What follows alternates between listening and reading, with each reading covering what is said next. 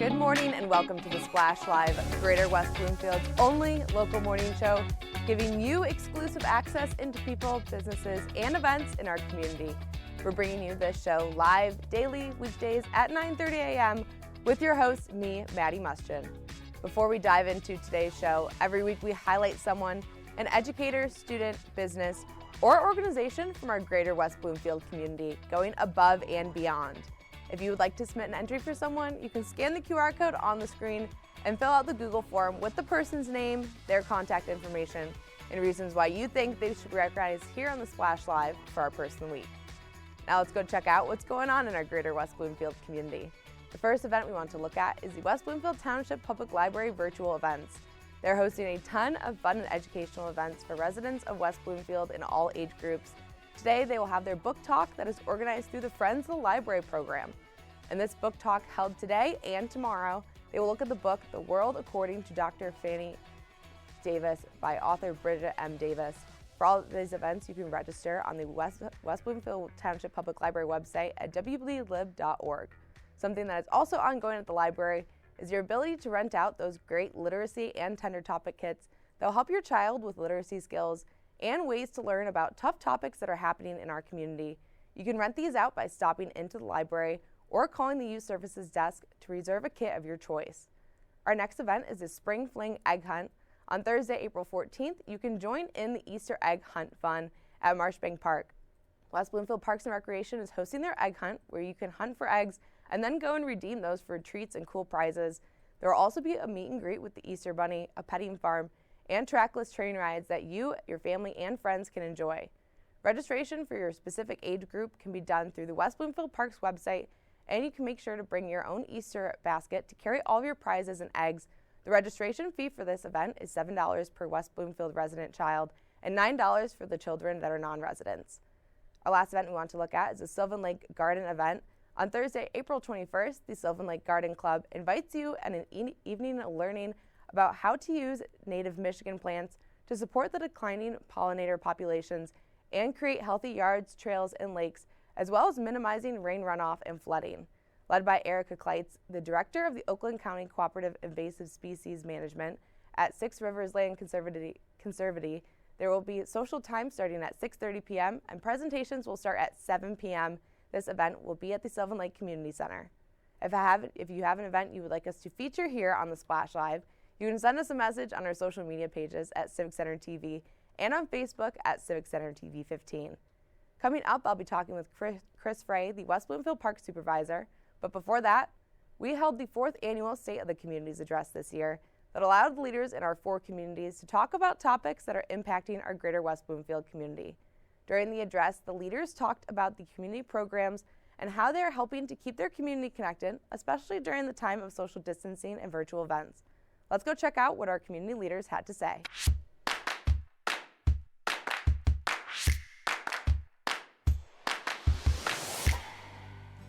This year, for the 4th annual State of the Communities Address, we talked to leaders in Sylvan Lake, Orchard Lake, Keiko Harbor, and West Bloomfield about how certain topics such as the COVID-19 pandemic and infrastructure are changing in their communities. Let's go check out what the leaders had to say about their community programs that they had last year and how those will be changing in 2022. We had a very successful family fun night this fall. We replaced skate night, more of a family fun night with a live band, and they're planning on trying to do 2 or 3 of those during the season this year to really help with that entertainment. We're definitely getting back to having a Memorial Day parade this year. The Easter egg hunt, I believe, is going to take place. We're going to still have our tree lighting ceremony. They did, because of COVID, they did a Taste of Keego a little bit different this year, where you discounts at restaurants to go in there. I think the hopes are is to get back to having a Taste of Keego at Santia Hall and maybe even in the outside out there. Visits to Apple Island, which of course is owned by the West Bloomfield School District, and it's very well worth going over there. There are going to be 2 new boats this year that West Bloomfield has bought.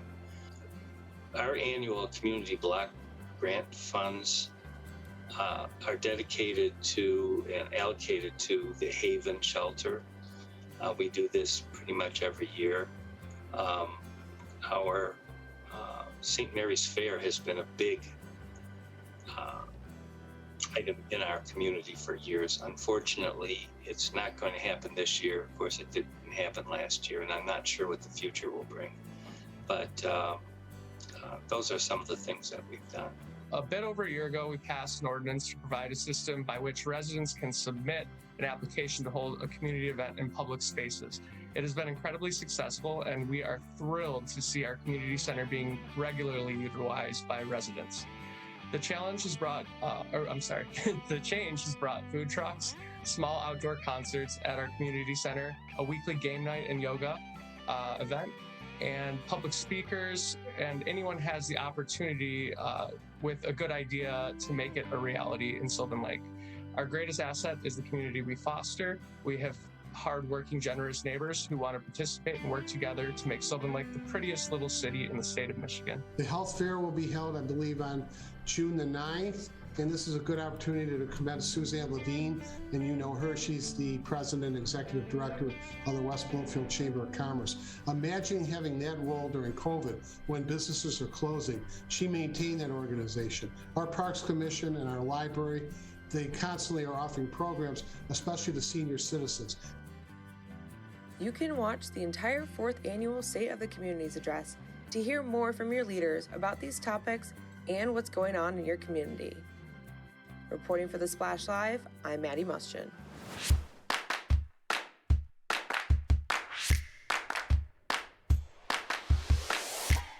For more information and to watch the entire 4th annual State of the Communities address, you can head over to the civiccentertv.com website or to our YouTube page at Civic Center TV and watch the entire State of the Communities address to hear what your leaders had to say about updates in our community.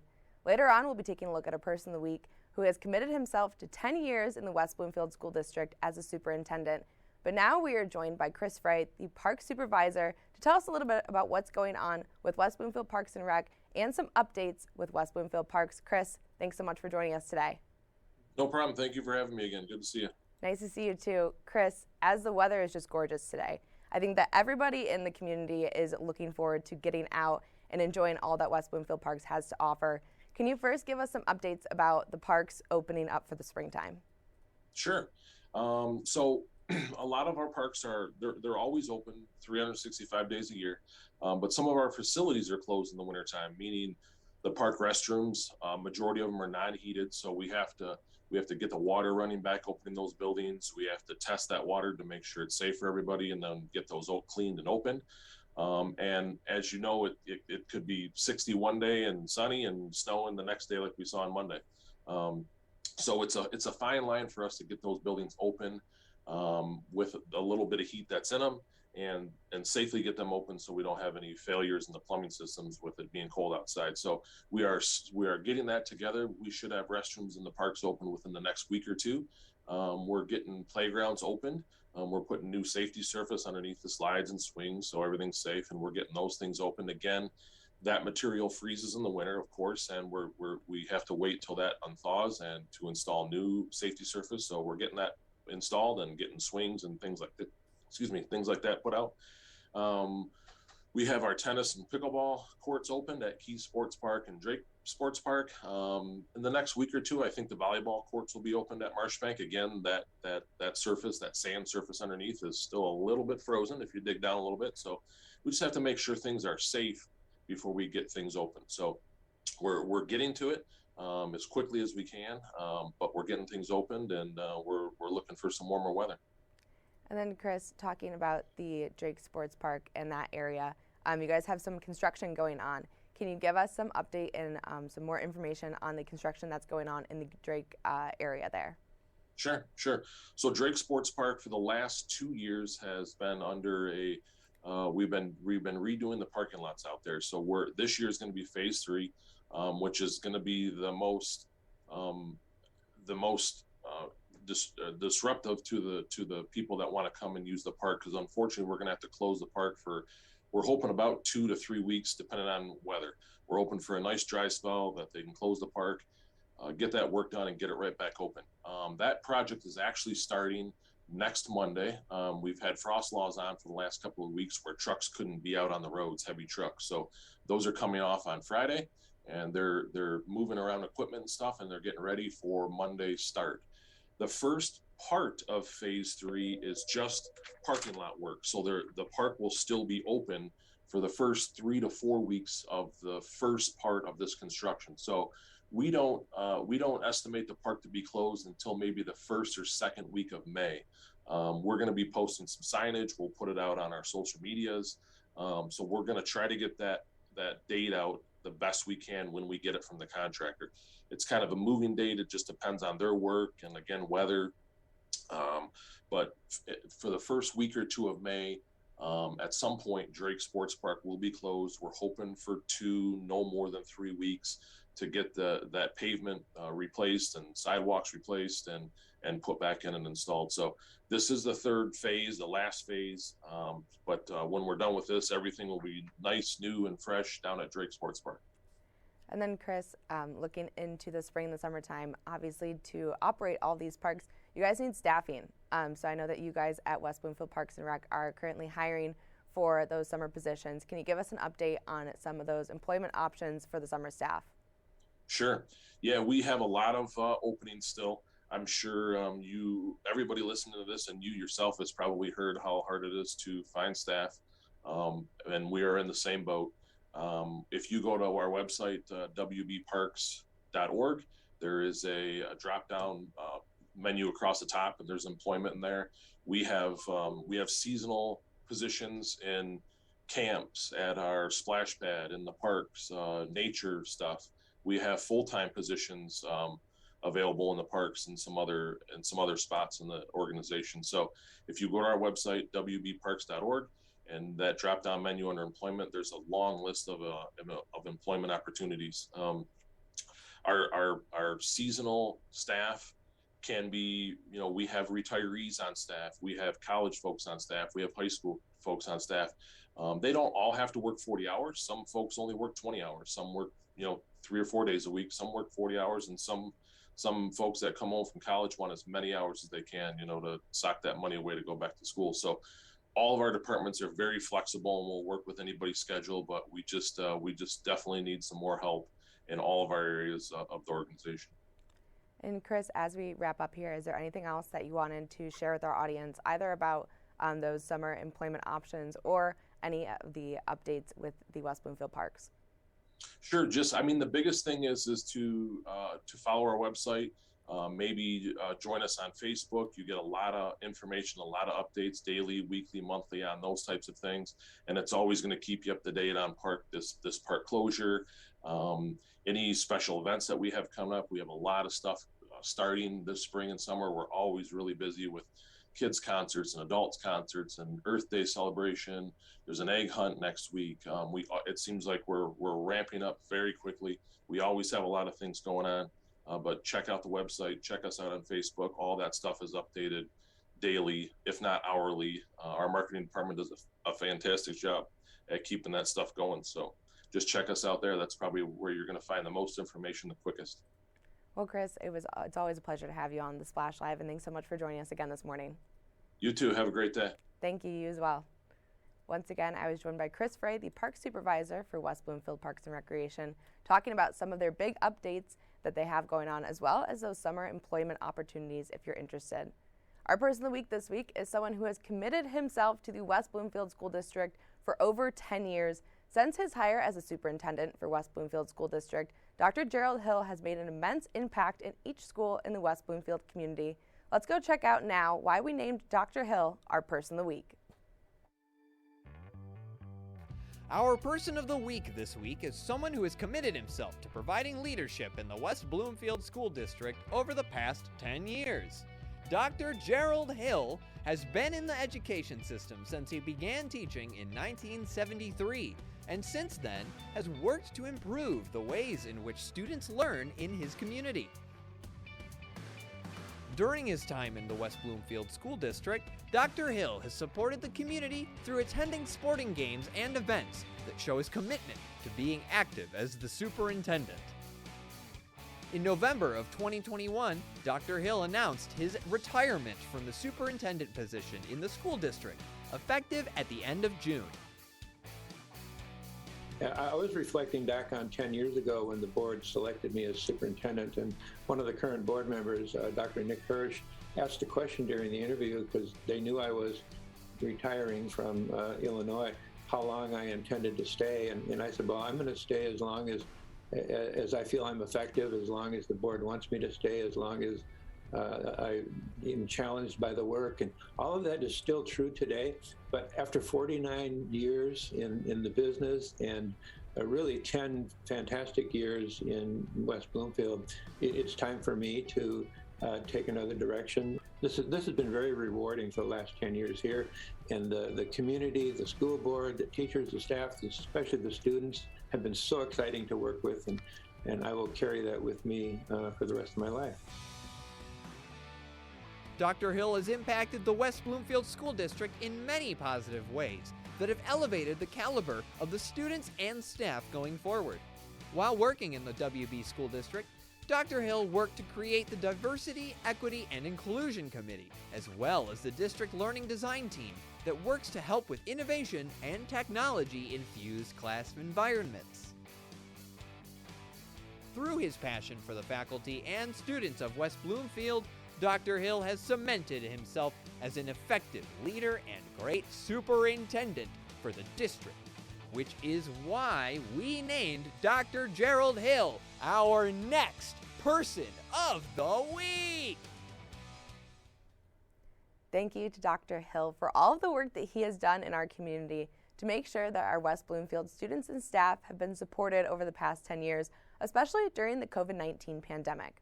We're going to take a quick break here on the Splash Live, but when we get back, we'll be talking with Dr. Dania Bazzi, the newly named superintendent for the West Bloomfield School District. So don't go anywhere. We'll be talking with Dr. Bazzi after this break. We'll be right back with the Splash Live.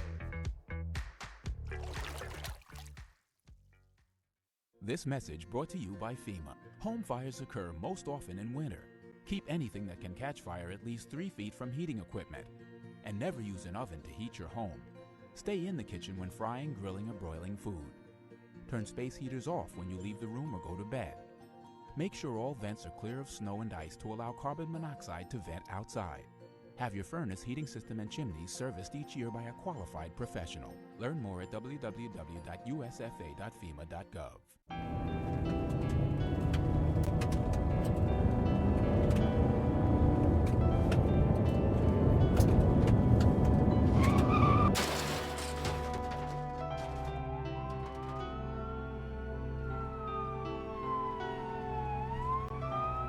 Eleven teens a day die from texting and driving. Don't text and drive.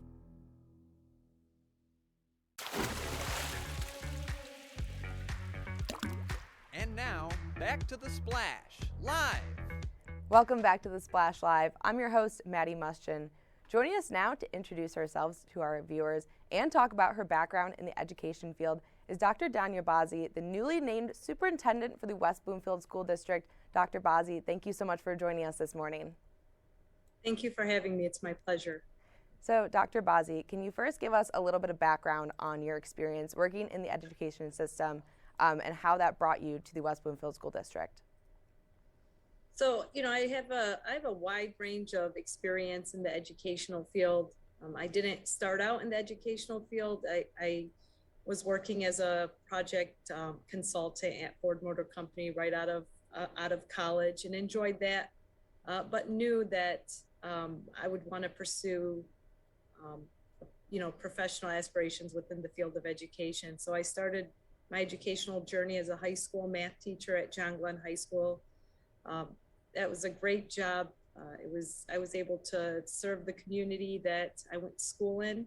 I did work for our rival high school within the district, but had a great experience. Obviously, I have a math background, so I then moved into a school data consultant role at Jackson ISD and had a great experience there. And missed, though, being close, to students and at the district level, and worked as the director of teaching and learning in Hamilton Community Schools, which is just south of Holland. After that, my career then took me to my first superintendency, and I've served for the past 8 years as a superintendent in a couple of districts. My most recent tenure is at Ferndale Public Schools. It's been an amazing experience, and I never thought that I would be a superintendent growing up. I always thought that I would be a curriculum director, a teacher. So my career did take me on a little bit of twists and turns, but it's been an incredible experience, and I've worked with wonderful staff and students and communities, and really has been just the best experience. And Dr. Bazzi, could you tell us a little bit about why you chose to apply for the superintendent position for the West Bloomfield School District? Yeah, I appreciate the question very much because I love Ferndale. We've accomplished a great deal in the past 5 years as a team. When I saw the West Bloomfield opportunity, I saw it as a great opportunity to kind of continue some of the great impact that we've been able to have collectively. It's an exciting and new challenge.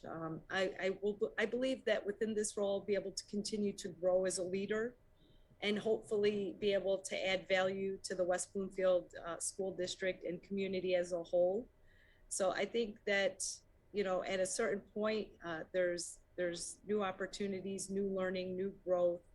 And really the community in West Bloomfield was an ideal fit for me in terms of what their focus is and what their commitments to. There's a lot of parallels between the two districts. And Dr. Bazzi, what type of characteristics, work habits do you hope to bring to the West Bloomfield School District? You talked about, bringing that growth that you've had in your previous position and bringing that to the West Bloomfield community. Are there any specific characteristics or leadership aspects that you hope to bring here? So, one thing that's important is to continue the great work that's been taking place in West Bloomfield. There's been a strong commitment, to the 4 C's in terms of being a collaborator, a contributor, a communicator, a critical thinker, a creative problem solver. I think those are really important, that we continue to model those as educators, as community members, stakeholders, so that our students understand that these are really critical skills. They're essential skills as you move on from your secondary education. So I think we have to continue to do that. What I hope to bring is to create an environment where people feel empowered to take risks. It's really important that as individuals, we dream big for ourselves, but it's more important that we dream bigger for our students. So I want to create a collaborative culture where people are empowered to take risks and really dream big about what possibilities there are. Dr. Bazzi, what were your thoughts? What was the first initial reaction when you heard that you were going to be the new superintendent for the West Bloomfield School District? What were the initial thoughts that were going through your head when you got the position? Yeah, I was humbled, and I was really humbled. It's a wonderful community. Like I said, if you would have asked me 20 years ago, would I be in this position, I probably wouldn't have said so. So I was excited about the future, excited about all the possibilities. I really feel that it's, these are the opportunities in life that you take a risk and you go for. We often regret the things that we don't go after. So it was just pure excitement. I was really excited through all of the process of the interview process with all the stakeholder groups, including students, staff, community members, the Board of Education, administrators. I really had a great feeling, a great experience through that process. So at the end, to be offered the position, it just really cemented all the feelings that I had through the process. And then is there one thing that you are most looking forward to in your new position, whether that is some of the programs that are here in the West Bloomfield School District, the faculty, the community, or getting out and seeing some of the events that we have here in West Bloomfield? Well, I'm excited because everything about West Bloomfield is cutting edge. I can really see a commitment to academic excellence as well as the arts and athletics within the community. What I'm most excited about at this point is the district is embarking on the strategic planning process. To me, that is our opportunity as a team to come together to set the district vision and goals for the next, 3 to 5 years, so that we're all on the same page, working towards the same goals. And to be a part of that process, from the onset is exciting. I believe that's the strategic plan is vital to the success of the district. And I'm glad to see that all stakeholder groups will be represented through that process. And that will be able to, that will allow us to move forward together as a team with a common direction. Well, Dr. Bazzi, it was a pleasure having you on the Splash Live today. We so appreciate you talking to us and introducing yourself to our community. Is there anything else that you want to share with us at this time? No, I'm just excited to get started, and I do have an open door policy. After I start, my start date is July 1st. I look forward to connecting with the community and getting to know and being a part of the West Bloomfield community. Well, it was a pleasure having you on. Thank you so much for taking time out of your morning and joining us today. Thank you. Once again, I was joined by the newly named superintendent for the West Bloomfield School District, Dr. Dania Bazzi, talking about her background in the education system and some of the things that she's most excited for her start date in July. That's going to do it for today's show. Thank you again to Chris Frey and Dr. Dania Bazzi for joining us this morning on the Splash Live. A special thanks to our Zoom producer, Jared Clark, for coordinating the Zoom and making sure our guests joined us. And as always, a huge thank you to Calvin Brown, our board operator and director, for making the show possible each and every weekday morning. And thank you for joining me as we explored all of the people and events in our greater West Bloomfield community. As always, you can make sure to tune in live here on Civic Center TV on Comcast Channel 15 and AT&T Channel 99 Monday through Friday at 9:30 to catch up on what's going on in our greater West Bloomfield community. You also watch our show every morning on My Michigan TV. It's a new streaming service that covers all of the great people and events happening around Michigan. You can either head over to mymytv.com or download the free My Michigan TV app. For all of our friends at Orchard Lake, Sylvan Lake, Kego Harbor, and West Bloomfield, I'm Maddie Muschin. Thank you for watching The Splash Live.